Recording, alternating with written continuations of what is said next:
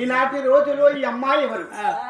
రాక్షసి అనే రూపున్నది, మాటలు మనది కావు, ఈమె సూపులు మనది కావు, ఈమె నడక మాది కాదు.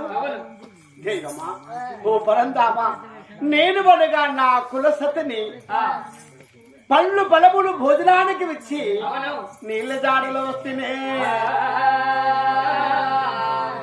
బామ ఎంత బాధ పడనుగా